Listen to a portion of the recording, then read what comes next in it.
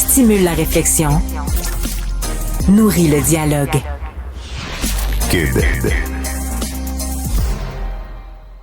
C'est le Cube des fêtes qui se poursuit. Marie-Gabrielle Ménard au micro. Très heureuse de vous accueillir parmi nous ce matin. On est dans cet espace où on rend hommage à quelques grands disparus de 2024. On a nommé Lucien Francoeur, qui, n'était pas nécessairement un grand interprète au niveau des performances vocales, mais c'était tout un interprète en termes de showman. Je pense qu'avec Patrice Caron, on en a fait la démonstration. Parmi les personnalités qui nous ont quittés, ça m'a vraiment, vraiment attristé. Paul Oud. Je laisse quelques points de suspension, hein, juste pour qu'on revoie son visage, sa voix. Paul Oud, qui est né le 25 août 1954 à Ville-Saint-Laurent. C'était un Montréalais. Il est décédé le 2 mars dernier à la suite des complications d'une chirurgie cérébrale.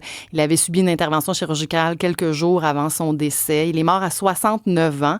Lorsqu'on parle de l'érudition de Paul, là, pour rappel, oui, il a étudié à la Polytechnique de Montréal, diplôme en géographie. Hein, vous vous souvenez de sa passion pour le territoire. Il a épousé, là je le nomme parce qu'on dirait qu'on la connaît. Il a épousé en 82 Francine. Sa Francine, avouez, hein, vous l'entendez, Francine Odette, avec qui il va avoir deux fils. C'est le frère de l'illustre Paul Oud. Ils ont souvent collaboré ensemble. C'était un duo redoutable. Moi, ça, je savais pas ça. Paul Oud a participé à 2 bye-bye. Ouais, en 76 et en 83 comme imitateur. Et c'est d'ailleurs par ses talents d'imitation qu'il a obtenu son premier boulot en radio. 1975 à CKAC. Ensuite, va suivre des décennies de radio, de télé. Il va animer 6000 émissions à CKAC, quand même. Après ça, on va l'entendre partout. Rythme FM au 98.5, à Radio-Canada, soit comme animateur, co-animateur, comme commentateur sportif aussi. À la télé, est-ce que vous vous souvenez de Lingo? Et oui, ce jeu, il aimait beaucoup les jeux, parce qu'en fait, comme il y avait une telle culture générale, il a animé aux côtés de Charles Lafortune aussi, le Cercle, hein, où il se prêtait au jeu du maître du jeu. Moi, j'en suis jamais revenue de ses chroniques à la fin du monde est à 7 heures et éventuellement à 3600 secondes d'extase. Évidemment, Marc Labrèche, ça aura été son complice télévisuel de longue date. Mais bon, malgré cette feuille de route-là qui mesure probablement 2 kilomètres pour des Québécois, Paul, c'est surtout Fern. C'est ça que... Non. Attends une minute. Quand les premiers Jeux olympiques d'hiver ont eu lieu à Chamonix en 1924. Fernand, non, mais ça fait 3 fois que je vais te le dire. Là. Je vais te le dire, là. On dit pas Chamonix, on dit Chamonix. On dit-tu Astérix ou ben non Astérix? On dit-tu Grand Prix ou Grand Prix? Voilà des questions pertinentes. Fern, et oui, Fernand Rivet, incarné pendant 27 ans par Paul Oud. On a envie de se rappeler, de célébrer Paul Oud en compagnie du comédien Luc Guérin, son partenaire de jeu dans Les Boys. Salut, Luc. Bonjour. Réentendre sa voix, hein? Ah, ça fait tellement particulier, spécial. Il fait partie de ces gens qui nous ont quittés, mais que leur parcours a été si marquant. On dirait ils sont encore présents d'une certaine façon. Et je vous entendais dire, de faire la nomenclature de toutes les choses que Paul a faites, c'est comme si Paul avait eu plusieurs carrières dans la même. C'est quand même un cas. On en parle encore aujourd'hui, oui, parce que les gens avaient un attachement, je crois, de cœur, de passion pour cet homme, mais beaucoup d'admiration. C'est un cas, Paul Oud.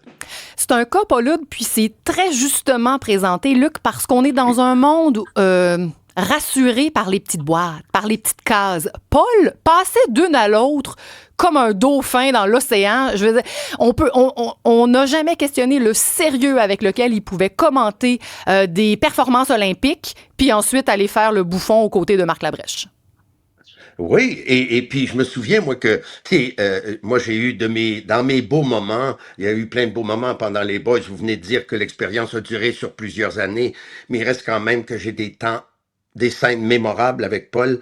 C'est un homme que j'admirais à tous les niveaux, mais Paul était un gars qui faisait beaucoup rire, mais Paul était un gars qui riait beaucoup aussi. Je me souviens très bien de son rire. Mais des fois, à l'intérieur des Boys, il faut dire aussi que pendant le pic des Boys, Paul, il est animateur de radio, puis quand il venait de finir une niaiserie, une scène où, on va dire, on faisait pas mal de niaiseries, il me disait, quand je pense que demain, je vais interviewer un premier ministre, moi, pendant mon autre fonction. Tu sais, il y avait cette capacité.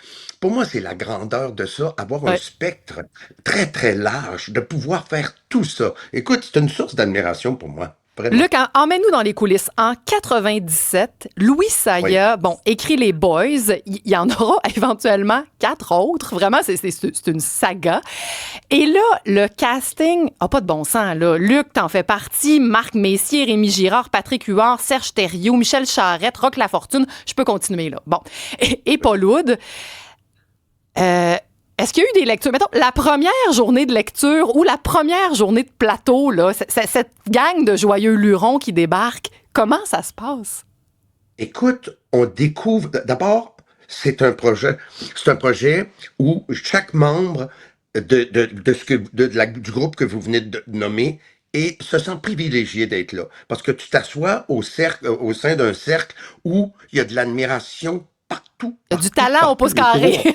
Il y a du talent au pouce carré. Et là, je me souviens que la première journée de tournage, les premières scènes de groupe, parce qu'il y avait beaucoup de scènes de groupe, soit à la brasserie, soit dans la chambre des joueurs, où on se rend compte que hey, ça va être quelque chose. Parce que autant pendant les scènes, on a des acteurs et des performeurs qui ont une grande liberté. Ils commencent déjà à avoir de l'improvisation. Au-delà des répliques, on se dit « Oh, ça va être quelque chose ». Mais autant où on se dit « Les scènes sont drôles ». Et entre les scènes, s'ils avaient filmé tout ce qui se passait entre les scènes, écoutez, c'est...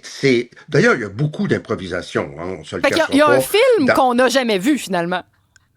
Non, mais ouais, oui, vous avez raison, mais il y a à l'intérieur du film et des séries que vous avez vues des répliques qui n'étaient pas sur du papier, qui sont nées là, parce que quelqu'un lance une réplique, l'autre répond, et moi je dis toujours, ça fait des années que je dis ça, je me souviens, je vais dire un pas beau mot, mais je me souviens que Louis Saya avait dit « Chris, je peux-tu couper à un moment donné? » Il ne pouvait pas couper parce que les lignes étaient bonnes, et il y a beaucoup de lignes qui se ramassent à l'écran qui étaient toutes improvisées. Paul Oud avait ces deux capacités. Soit qu'il écrivait ses affaires à la virgule près et il avait, c'est ça, cette rigueur et cette espèce de métronome interne et il était capable, un peu comme vous décrivez, Luc, là, d'improviser, de tendre une perche. C'est un camarade de jeu généreux. Est-ce que ça, c'est l'expérience que vous avez eue avec lui? Complètement. Cette générosité-là, d'abord, son personnage était extraordinaire. C'est un Oui, c'est un personnage... joyeux loser. Ah oui, mais avec comment dirais-je, il avait une façon de livrer ses répliques, Paul, que personne pouvait imiter, parce que Paul, c'est Paul Oud.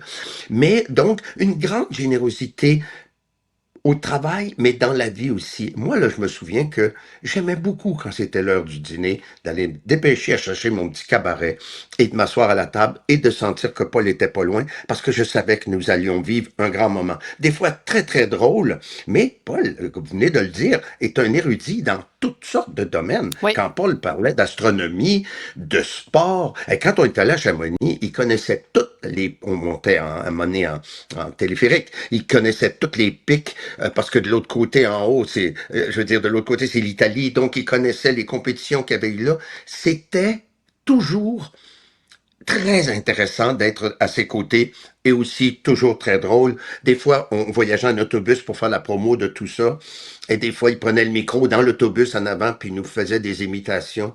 Écoute, tout le monde aimait Paul. Je veux dire, c'est un être particulier.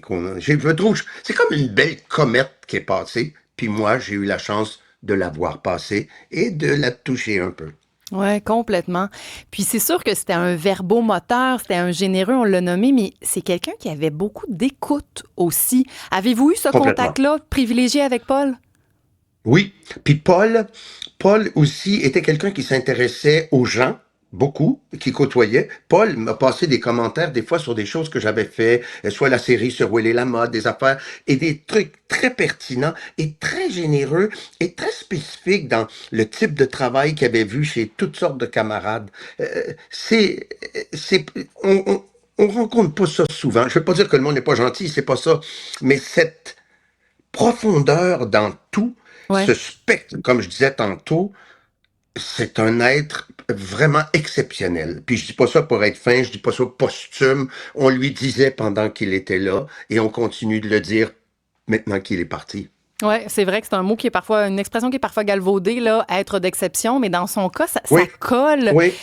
Il y a différentes qualités qui se dégagent de lui. Qu'est-ce qui le touchait, Paul? Savez-vous ça, Luc? Qu'est-ce qui... Parce qu'on Ben, l'a pas vu faire des coups de gueule très... C'était des coups de gueule flamboyants, souvent un peu humoristiques, mais c'était pas un polémiste. Mais c'était un grand sensible, Paul Oud. et c'est drôle. Là, je vais dire une énormité. Il y a quelquefois, parce que je crois que si on avait calculé le IQ de Paul, il aurait pété des scores assez élevés, je crois. Là, et souvent, mais pas souvent, mais les fois où j'ai rencontré de ces gens dans ma vie, ils avaient une connaissance exceptionnelle, mais qui des fois laissait à désirer sur le côté social. C'est arrivé ça dans ma vie. Ouais. Et Paul, exceptionnellement, avait ce IQ, cette capacité intellectuelle hors norme, mais une capacité aussi à sociabiliser avec les gens autour de lui de façon chaleureuse. C'est ça qui faisait le côté de Paul. Hey, écoute, là, toutes les les fabuleux moments qu'il y a eu avec Marc Labrèche qui demeurent dans notre mémoire mémorable.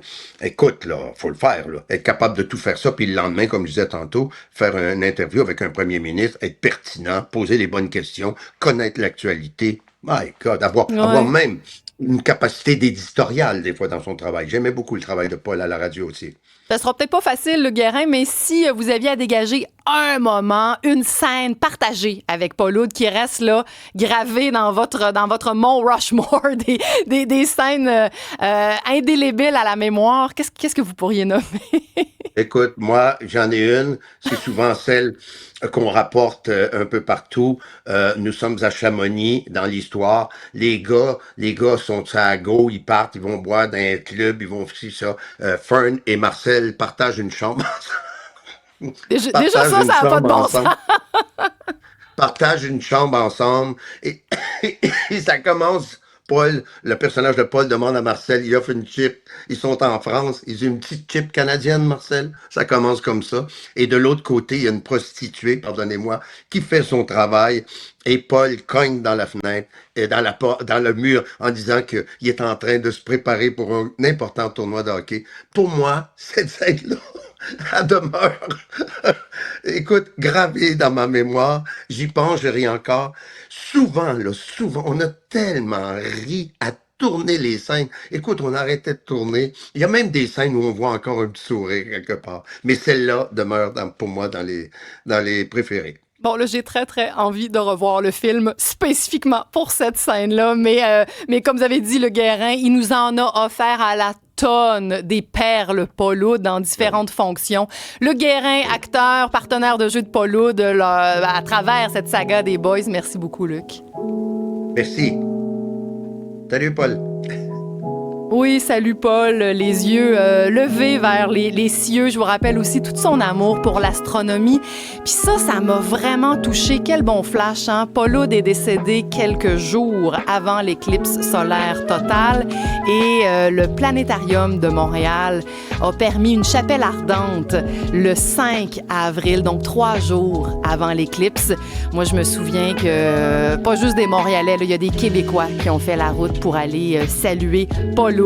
C'est Cube des Fêtes qui se poursuit. Marie-Gabrielle Ménard au microphone. Écrivez-nous 187 Cube Radio si vous avez envie de nous nommer vos moments 2024 marquants. Si, comme Paul Oud, comme Lucien Francoeur, il y a des personnalités qui nous ont quittés, qui vous manquent déjà, on est curieux.